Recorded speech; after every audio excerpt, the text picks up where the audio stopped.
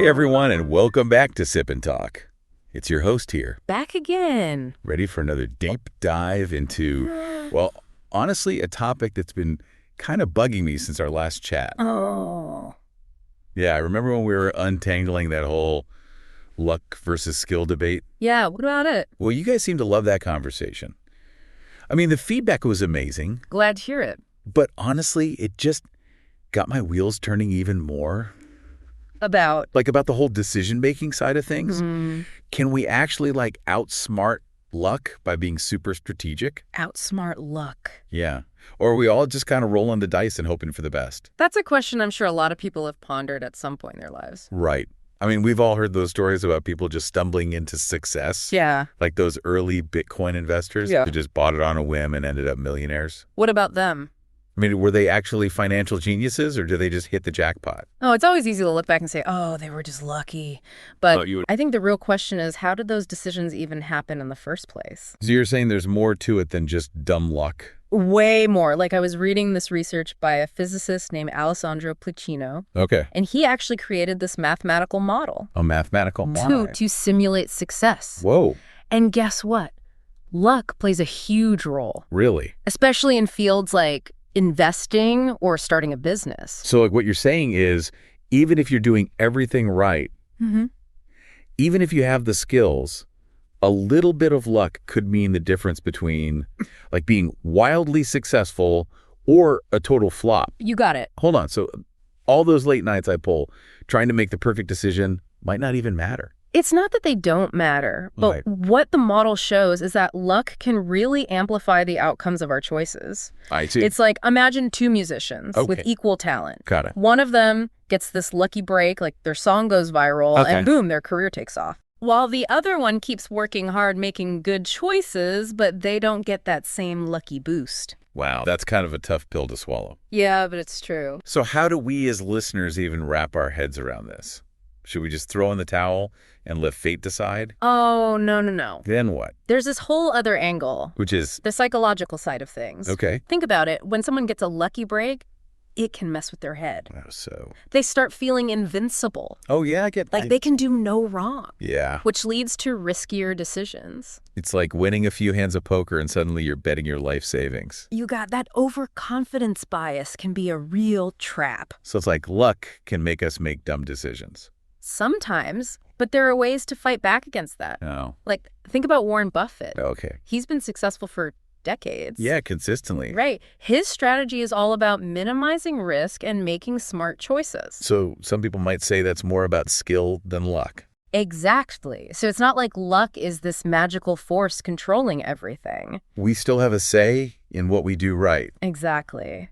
And this is where things get really interesting. Like what?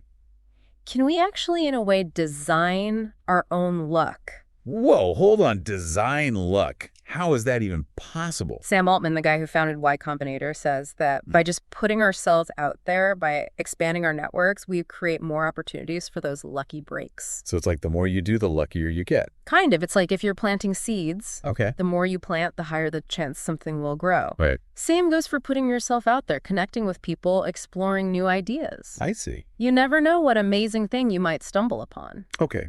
That makes sense. Well, but let's be real. Not everyone has the same access to those networks and opportunities. That's true. So does that mean some people are just destined to be unlucky? That's a great question, and it brings up some big ethical issues about how we can create a more level playing field for everyone. It does make you wonder about that, doesn't it? Yeah. It's like some people are born with a four-leaf clover tucked behind their ear. And it makes me think about this whole luck thing on a bigger scale. Bigger scale? Like, what do you mean? Not just individuals, I see. But like whole countries. Could a country have a lucky streak? Oh, interesting. So what would that even look like? Imagine a country that's sitting on a massive oil reserve. Okay. Their economy might just boom, not because of brilliant leadership or anything, but because they just happen to be in the right place at the right time. So it's like they won the geographical lottery. Exactly. It makes you think about how we measure success. Yeah. Like, should we factor in this national luck when we're comparing different countries? I mean, it's like comparing someone who inherited a fortune with someone who built their wealth from scratch. Right. It's not really a fair comparison. Not at all. Yeah. But this national luck idea, it goes beyond just resources, right? Oh, absolutely. Like historical events, political climates. Yeah. Those things can play a huge role, too. Huge. Think about how major historical events can create these ripple effects that impact generations. Yeah. Or how a country's political system can either encourage innovation or completely stifle it. Right. Those factors are often totally outside anyone's control, but they can have this huge domino effect on a nation's success. It's like those individual lucky breaks we were talking about earlier, but on a massive scale. So it's like countries could try to design their own luck, too. That's the question, isn't it? Yeah, like can they make strategic decisions to increase their chances of success? Even when faced with things they can't predict. It's a big question for sure. Some people argue that investing in things like education infrastructure research, Okay. it's like laying the groundwork for future luck by creating a fertile environment for innovation and growth. You're saying they can attract talent investment and ultimately create more opportunities for success. Exactly. It's not just about material wealth either. What else? Fostering a culture of creativity, social mobility, open-mindedness. That can attract positive opportunities, too. It's like creating a luck magnet for the whole nation. A luck magnet. I love that idea. But before we get too carried away, I can't help but think about how technology fits into all of this. What do you mean? I mean, we're living in a world increasingly shaped by algorithms and AI. Right. Does that make luck even more unpredictable? Technology is definitely a double-edged sword when it comes to luck. How so? On one hand, platforms like the internet connect people and ideas in ways we've never seen before, Okay. potentially creating more opportunities for those lucky encounters. So it's like the internet is one giant swirling cauldron of potential lucky breaks. But here's the thing, as algorithms get more and more sophisticated, Yeah. they could also end up making existing inequalities even worse. Oh, I see what you're saying. Imagine algorithms controlling access to opportunities like jobs, education, even social connections. Okay. If those algorithms are biased, it could create a system where luck is further concentrated in the hands of just a few. So it's like a race against time then.